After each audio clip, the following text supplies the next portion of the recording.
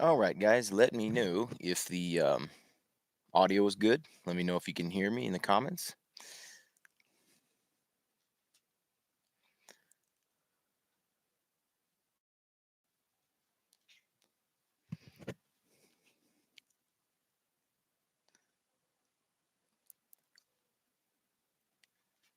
All right, guys, let me hear see if you can hear me. Everything good? Audio good? All right, cool. Well, I'll tell you what, guys. We got gonna have a good live stream today. We're gonna talk about a couple of important issues. Obviously, here live, there's a couple things that I can and cannot talk about, but it's intelligent people be able to use deductive reasoning. It's good stuff. So we want to bring some things to your attention, guys. Do a live stream. Probably gonna do maybe half hour, 45 minutes. I can't do these things endlessly. I know some live streams like 2 3 hours for certain people, and that's great. Uh, I can't do that. So what we're gonna do is talk about some issues. We're gonna talk about the elephant in the room, obviously. Uh, no pun intended with that one, but we'll talk about some important issues. What we can also think about, guys, for the live stream, super chats on. If you guys want to help support this channel, that's great. If not, I get it as well because money's scarce. It really is. I understand that. If you want to, you can do that for the super chat. Try to get to the questions. I won't, maybe not as they are right there, but I can certainly answer some of them. So if you want to ask a question or something like that, you can hit the super chat. It'll catch my attention there, and I'll try to give you a shout out as well. First of all, I got people from all over the world that follow the channel that are subscribed. Make sure that you are subscribed to my channel as well. I've had a lot of people tell me that they were unsubscribed. They did not unsubscribe, but for whatever reason, I guess they were unsubscribed on YouTube. So make sure that you do hit that subscribe button, and also make sure that you get the notifications and that you confirm your subscription as well. I've got a link in the description box. All right, Maurice, thank you very much. Appreciate that.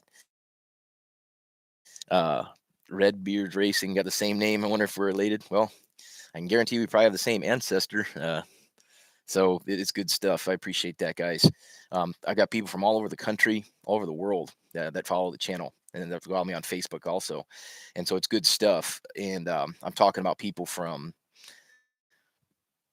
Germany and Finland and Sweden and Africa. A lot of a lot of countries in Africa. People are a lot of places a lot of guys in the Middle East.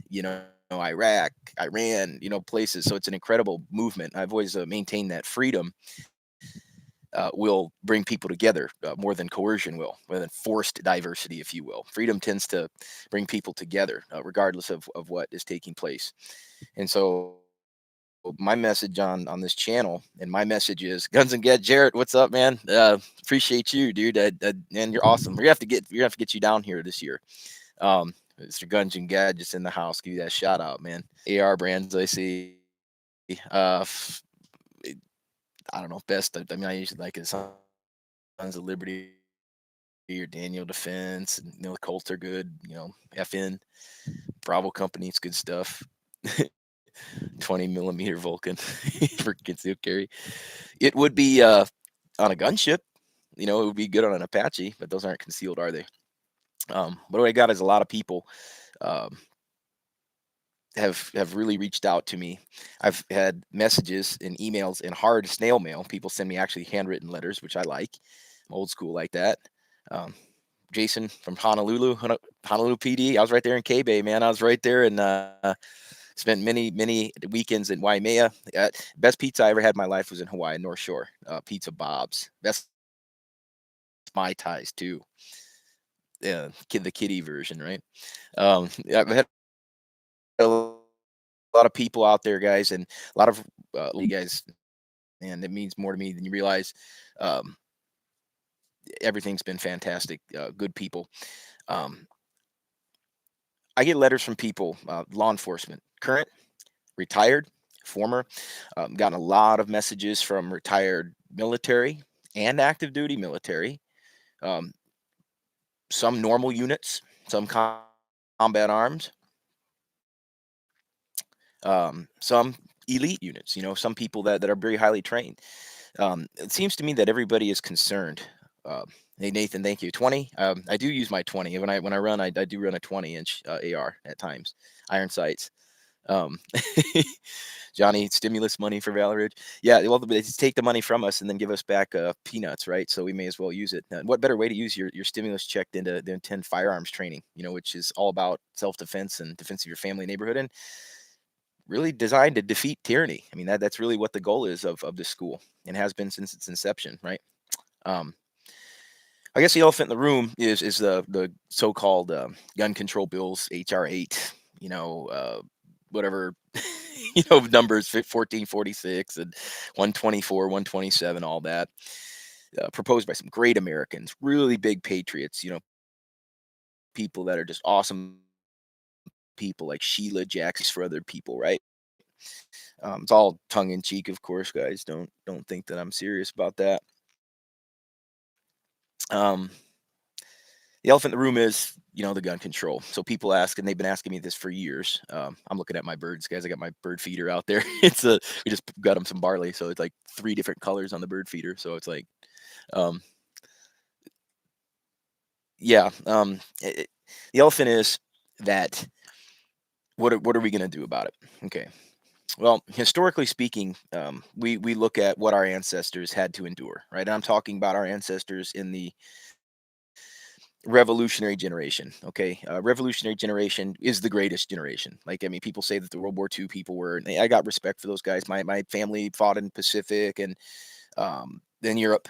I had family members that fought there. I really respect what those guys were able to do to defeat Germany and Japan, Italy, and the other Axis powers. I respect them, but I don't think they were the greatest generation. I think they were a great generation, but I don't think they were the greatest generation. I think that the greatest generation belongs to the founding fathers generation. I don't hold them up on a pedestal. I don't think that they were infallible. I think that they were very brilliant men. I think that they were smart. I think that they could foresee a lot of the issues that we were going to be facing. I think that they could see a they knew the tendencies of humankind. They knew that humanity had patterns and trends and made the same mistakes literally every generation, and then we have to relearn them and then try to teach the younger people, hey, this is why it's wrong. And so, what I'm looking at here is what did our ancestors do? What did our past generation do when faced with a similar threat? In other words, what did our founding fathers do when they were when they were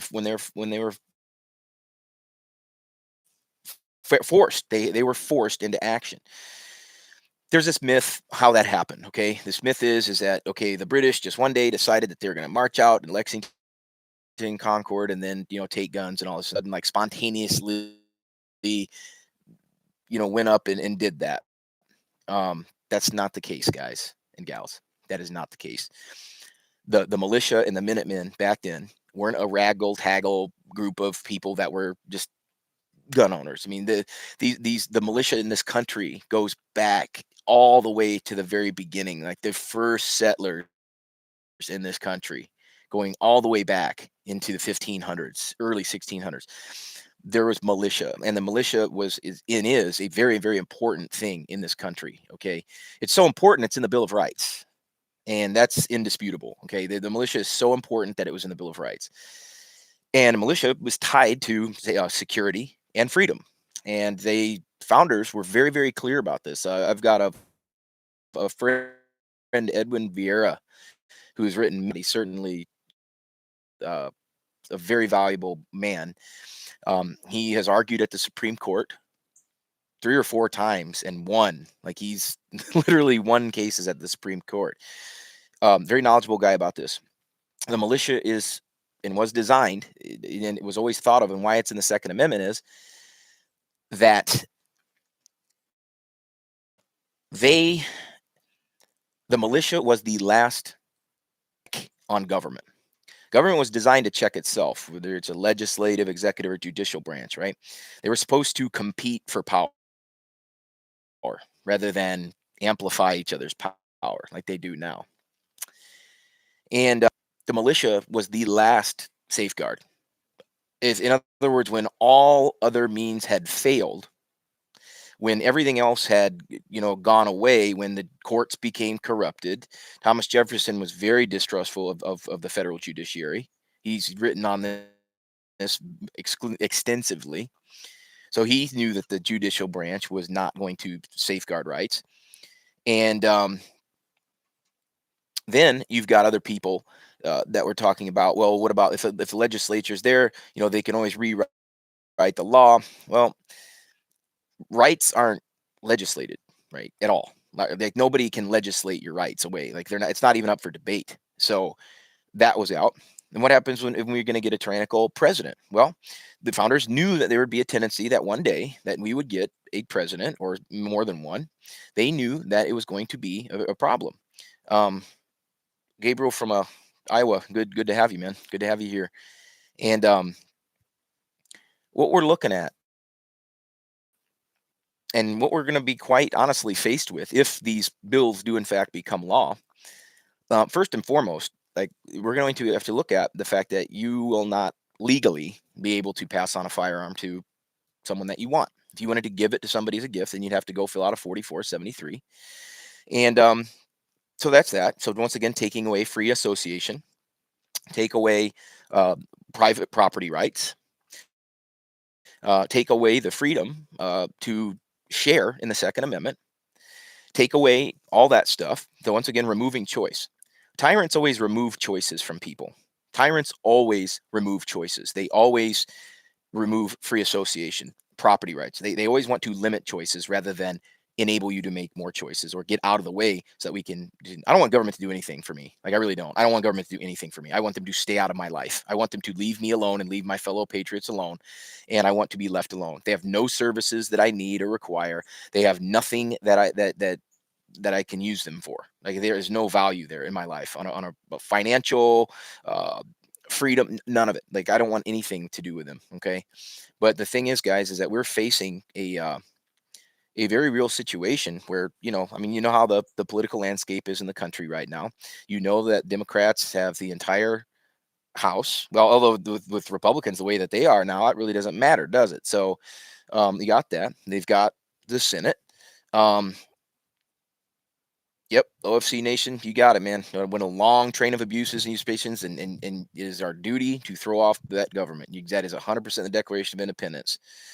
Another one, Tiger, man, saying the law repugnant to the Constitution is void. Chief Justice John Marshall, Marbury versus Madison. You got it. And what we're looking at is if these things become a law, well, what are our options? I mean, we could vote people out, and we know how elections are now. I'm not even going to go down to that can of worms because we understand that it's very problematic at best. And okay, so you can't vote them out. And even when we do vote people in, our rights still get violated, don't they? So that's not going to be an option. Legally, could we get a legal case going? Could we Supreme Court?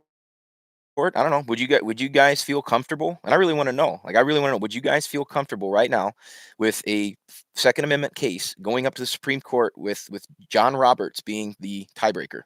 Like, would you be okay? Would you feel good about that? Would you feel confident that the Second Amendment would be, or would you be a little bit tentative to say that Roberts would do anything? Right? Was deadhead. I know. Um, but the thing is like, would you feel confident in that? I don't think that I would. I would not feel confident knowing that John Roberts would be deciding. I know. I mean, they're reliable justices that we would hope. Maybe Amy Coney Barrett would vote in favor of the Second Amendment. Maybe Kavanaugh. Certainly Alito and certainly Thomas. That's great. I mean, I think that'd be wonderful. But I wouldn't feel confident in Roberts, and I sure as hell wouldn't. You know what the lefties are going to do? Kagan's a guaranteed against the Second Amendment. Guaranteed. Sotomayor, guaranteed against it. Stevens, like absolutely. So I wouldn't feel confident. So don't think that the courts will uphold any of this stuff, right? The courts certainly aren't going to uphold it. In fact, like the Miller case has still not been. It's still not even been understood. It still hasn't. And that's clear cut. So I don't feel confident in the courts. So what happens then? So now they've got this bill, Sheila Jackson Lee's bill, no semi-automatic firearms. And Feinstein, Senator, I use that term loosely. Senator Feinstein just brought up her assault weapon bill, where she's talking about no semi-automatic. Oh, you can keep them, but your grandfather, but you can't pass those on to your kids. Like you are talking about somebody who is so smug and arrogant that telling you what you can and can't do with your property. You were looking at an out of touch old lady from California. Like that's literally what you're looking at there. So thing is, I pass it. Now we're all felons. It's all, 80 million of us, we're all felons. I got a question. Who's going to enforce this? Who's going to enforce this? Um, Police? Some would. I'm sure there's a lot of bootlicker police out there that would do it. I worked with some of them. I worked with guys that would have no problem violating people's Second Amendment rights, and did. They would openly. "No, I'm glad I got another gun off the street." I'm not like glad that happened. I want firearms in citizens' hands. Like I want them. I want as many as possible. So the thing is like now we're looking at that. Who would enforce this? Police? Yeah, some would.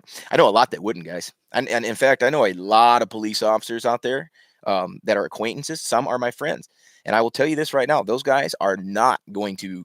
A lot of these guys would not do it, and openly going to say, not only would I not do it, I would arrest a police officer if I saw that happening. And these are guys whose words mean something. Like they're not just saber rattling. They're not just beating their chest. These are guys that would legitimately stand up to other police officers that were doing this. So LE may be coming. They may do that, right? They would have to do that. But I want you to ask yourself this question. Police know what I'm talking about. How many real door kickers are there in blue uniform?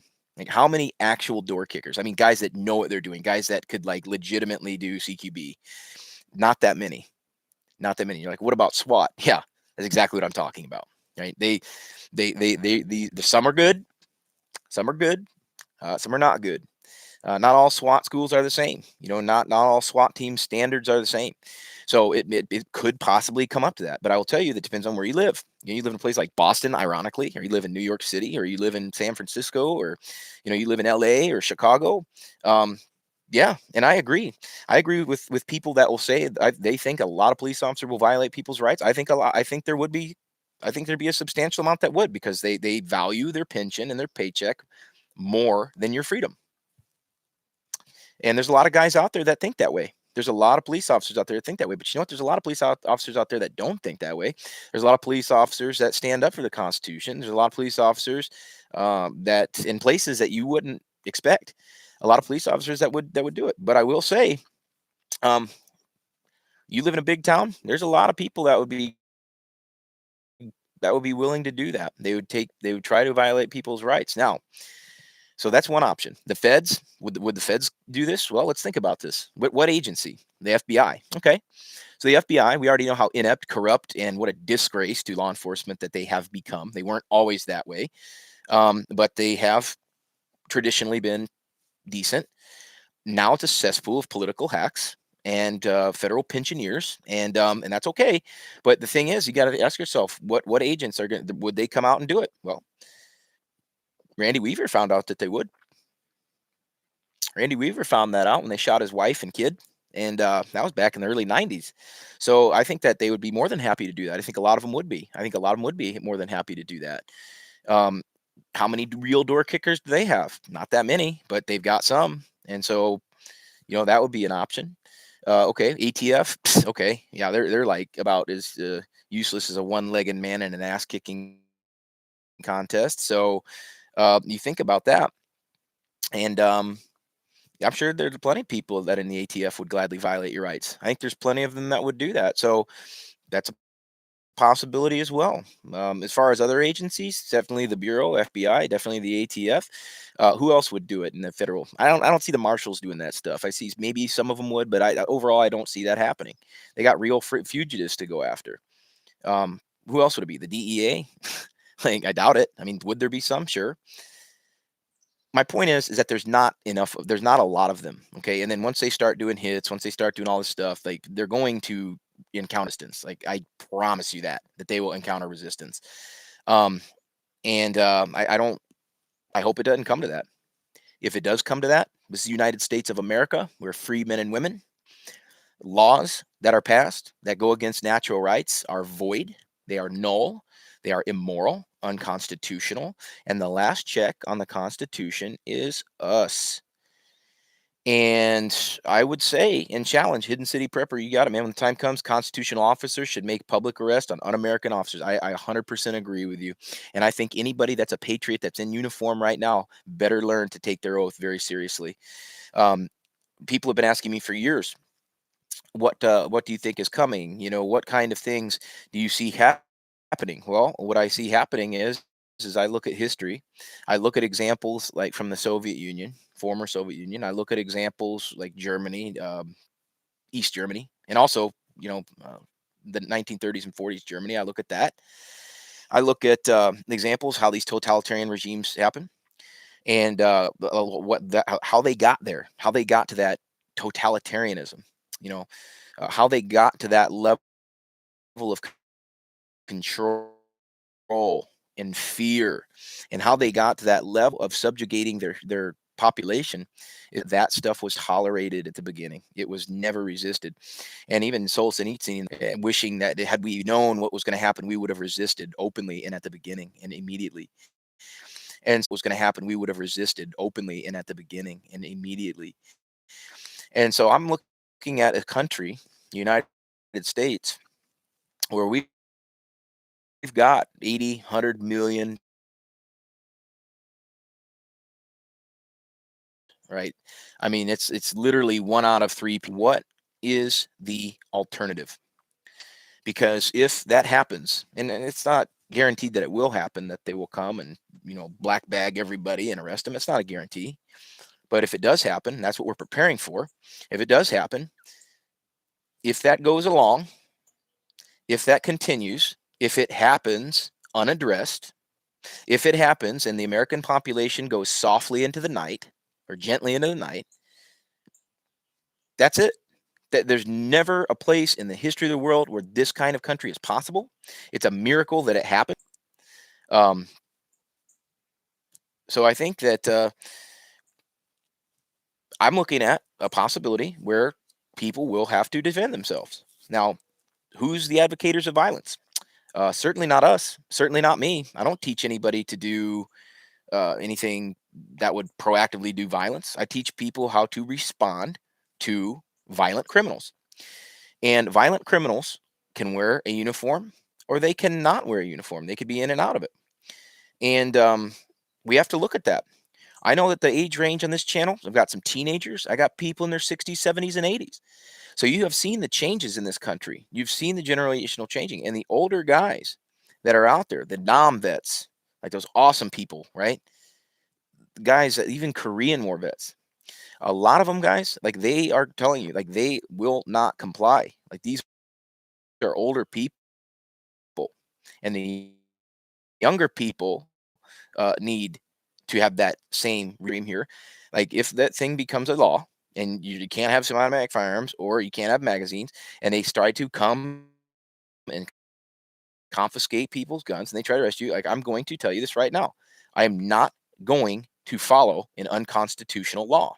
I'm not going to comply with an unconstitutional law. And this is all hypothetical, right? I mean, certainly like this would never happen in America. It's all hypothetical, so don't panic, right?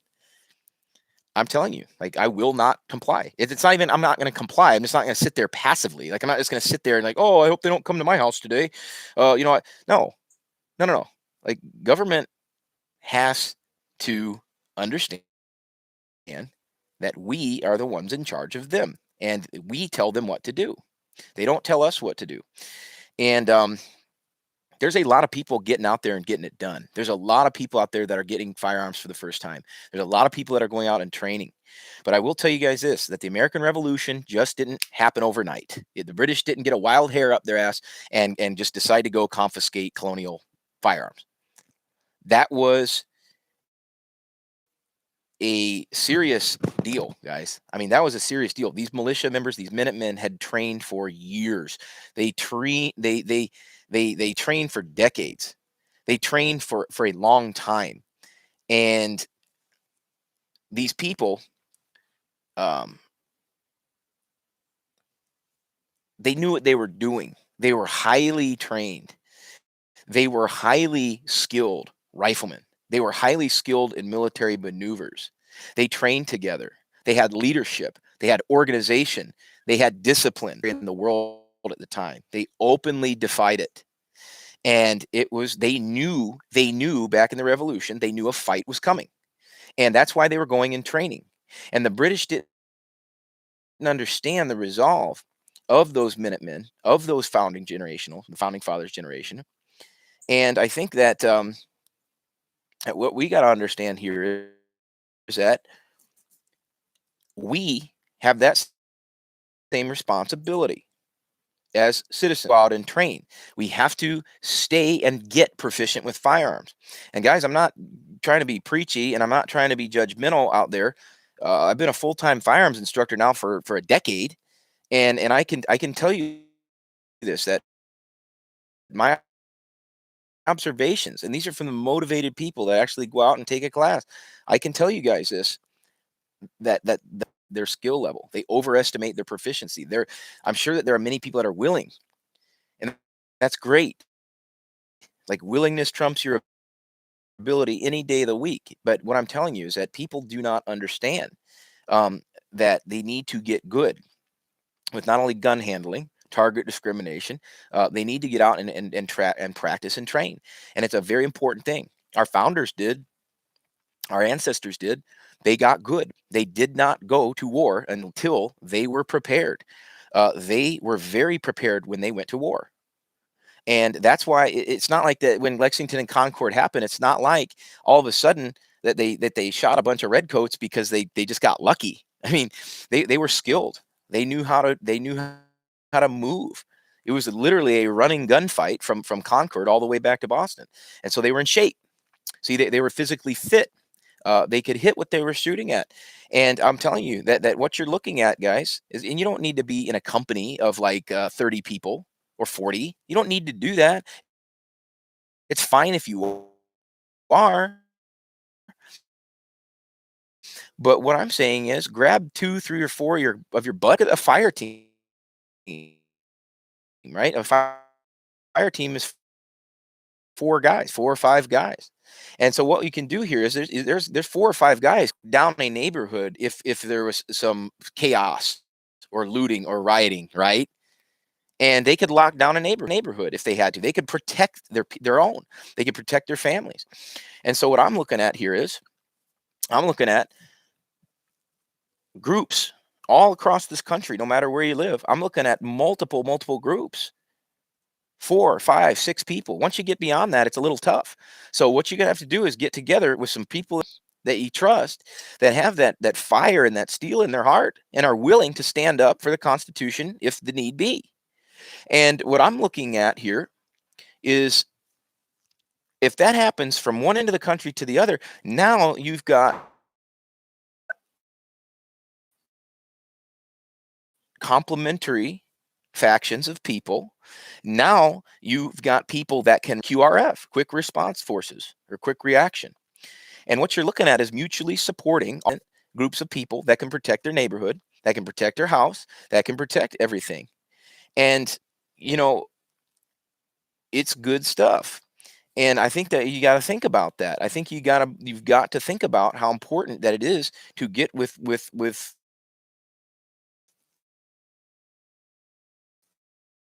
like-minded individuals, because nobody's going to do this alone, and you're not alone. Like, you've got people, millions of people in and out of uniform that believe in what we value.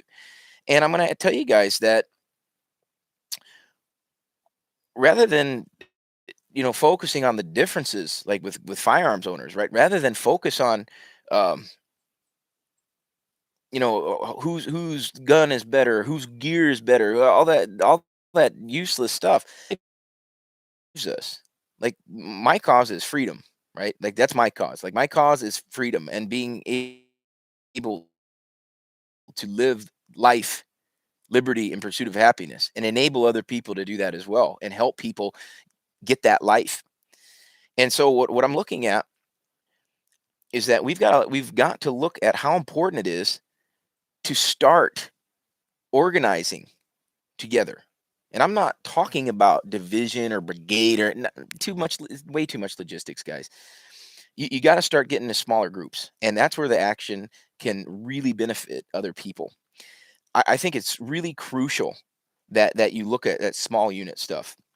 And that's one of the classes that we teach out here. I put that class up for this year, like like fire team tactics, and it's literally going from point A to point B with a group of guys and all that stuff. And I think it's important, um,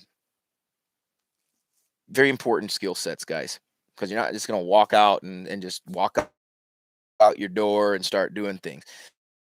This stuff takes planning. It takes uh, objectives. It takes everything. And I think our whole point defending the Constitution. We are supporting and defending constitutional law enforcement, whatever you think that means. I think it means officers that follow the Constitution, that don't violate people's rights. Okay. Question from Lehman. Uh, Do I have any specific ideas about procuring supplies during a revolt situation? Because I think not going to be out in the field indefinitely, right? Like you're not going to be out in the field constantly wheeling and dealing, right? That's not going to be the case. But what you can do is get your garden going this year and can some food. What you can do is get some you know storable food that will last a while. Um, and I think that it's real important to have those supplies, but keep in mind there's going to be better places than others. I think out in the country or more rural is going to be a little bit better than say Manhattan. It's just that way. People usually help each other. Um, yeah, I'll tell you guys that. So good question there about supplies. Yeah, I'd get them now. I would. I mean, it's better to have it and not need it than need it and not have it, or have to barter or use some of your other stuff. Um, I think, guys, going back to the point, we've got the guns and the numbers. We do. We've got tens of millions of people under arms. We've got ten. We have the largest armed population in the world, bar none. We have it. So we've got the hardware, right? We've got the hardware. We've got the tools. We've got the ability. We have the ability to protect our rights. What comes after that, and I say this in every class, whether it's pistol or rifle, what comes at you, everybody shoots well enough to save their life. Everybody shoots well enough. They can defend themselves when they leave here. They are skill set able to do that. So I guess what it all comes down to, what the crux is the willingness, the willpower, and the desire. And I was going to wait into a very important part of the stream, which would be right now, to say this: that if we're going to live in a constitutional representative republic, if that's going to happen, and Ben Franklin considered a republic if you can keep it, okay? If we're going to do that, we have to, our desire to remain free has to be greater than their desire to control. Now, their desire to control is very, very strong. They are addicted to it. They're addicted to power. They are addicted to um, control. They're addicted to violating people's rights and force feeding people into what they have to say and believe. They're very into that. So we have to have more willpower than they do. We have to have the way, and that's going to be potentially a very scary situation. It is not easy looking down the authority, staring them down, and saying, "Or step backwards. I'm not going back, and you're not going to violate my rights anymore." That's going to take a lot of courage, and it's going to take a lot of passion, and it's going to take a lot of spiritual power. That is going to do it.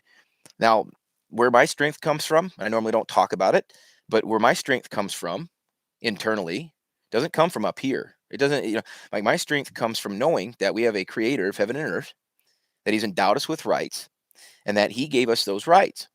And that's where my strength comes from, knowing that. And so I view not only violations of natural rights, natural law, is I look at people that violate those rights not just as an affront to humanity.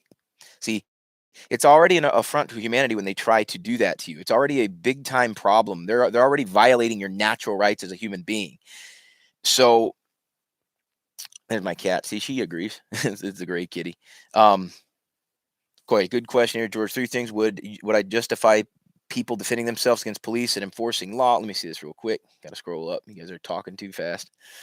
Okay, would I justify people defending themselves against police enforcing gun laws? And what do I think about 3D printing? I don't think about 3D printing. I just usually will buy a gun. How can you make your own ammo? You can reload if you'd like, but I would just buy the good stuff and train with it and practice with it and keep some away for a rainy day. As far as justifying people defending against police enforcing gun laws, um, if your life is in danger, like I believe in this country, if your life is you have a natural right to defend your life. You have a right to life. That is your first natural right. Everything else is secondary. You have a right to defend your life. And I view people pointing guns at me with the intention of firing a shot. If you point a gun at me with your finger on the trigger and you have the intent uh, to cause me death or serious bodily harm, you have a natural right to defend your life, especially when people are trying to uh, take away a constitutionally protected item. Like, when we're looking at that and we're looking at a violation of, see, not only with the gun confiscation, it would be a violation of the Second Amendment.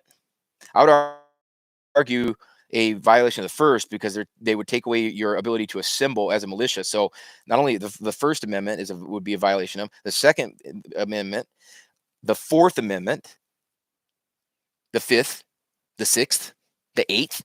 I mean, on and on and on. I mean, that's like over half of the Bill of Rights. So that's a big time violation when people are trying to take that away. Now, before people are out there and they're hearing this stream and they hear my take on it, and before they say, "Oh man, Reid's radical. Oh, he's so radical." First of all, I'm not radical. Like I am for lawful constitutional government. I am for the Bill of Rights. I am for uh, government by consent of the people. That's not radical. Like that is what our founders believe. That is what people that started this country believe. That's what all the Enlightenment philosophers, to a man, agreed upon. So that's really not radical. Like what I'm tougher. That makes this country more free.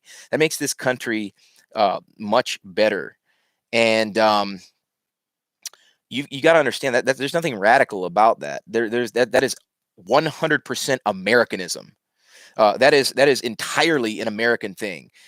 It is 100% justifiable, and I can articulate why the beliefs that I have are American beliefs. Like I can articulate very clearly why these are justifiable beliefs. I can articulate very clearly why that's good for humanity. I can articulate very clearly why it's good that human beings have the option and the freedom to protect themselves and their family. It's entirely a good thing. Okay, it's entirely a good thing for a man to defend his wife and children. It is entirely a justifiable, righteous act to protect yourself from violent criminals. It is a, you are my hero when you protect others from totalitarian government. Like my heroes are all in the history books, and there are a lot of people out there that are my heroes now that have done that. Okay, so we gotta start taking narratives back, guys. Like I know that people want to be polite, and I know that I know people want to be polite with others, and they want to hear the other side. There is no other side. There is no other side to gun control. There is no argument. I will not entertain one part of it. This is my hand. I have the right to this entire hand. Nobody has a right to even a fingernail. And when you look at this stuff, and it starts to piss me off because when people say, "Well, don't you think?" No, I don't. I don't think that there needs to be any more gun control laws. I think other than the tax code, there is the largest legislated thing that there is. And when you look at, if you give up your guns, you literally country. And I know people say, "Oh, I'll bury this, I'll bury my gun." No, you're not. If you've buried your guns, you've already lost. The way that you stop tyranny in its tracks is you boldly, bravely, like a man, stand up and stare it down. That's what you do. And that's what heroes throughout history have done. Guys like William Wallace, guys like him that stood up to an oppressive, horrifying thing. Um, Ryan, good to have you on here, man. Good to have you. I appreciate it very much. But my heroes, yeah, they're all in the history books. These are people that boldly and defiantly stood up against tyranny and evil, and that's not easy. If standing up against tyranny and all this was easy, the history books would be like, I mean, they would be like, wow. But you know what? A brave, righteous individual is as rare as feathers on fish. And that doesn't mean that we can't do that, but that's going to mean that there are some really tough decisions that have to be made. I'm I'll just sit. I'm sitting here in the mountains in Tennessee, and I'm sitting here on my porch, my back porch, and I've had an awesome life. Okay, and I don't say that lightly. Like, I mean, I've had an awesome life. Like, I've done things and had awesome people. Um, I've the best friends anybody could ever ask for. I've got an amazing partner, and it's like I've served this country in a green and blue uniform. I've taught high school, public high school. I've taught firearms now for 10 years. I've owned my own business for our liberty out there every day. We see these problems, and it's not fun if you're a lover of liberty. It is not fun seeing government get bigger. It's not fun seeing restrictions on the Second Amendment. Look at these younger people out there, 20s and 30s. I look at this, and it from it is number one. We may have to stand up for the Constitution one day. We may have to, make some difficult choices, whatever you want to take that as meaning. We may have to do that. And it's okay. Like, and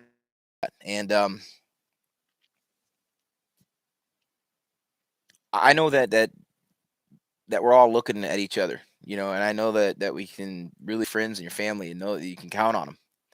And we can count on each other. No one's going through this alone.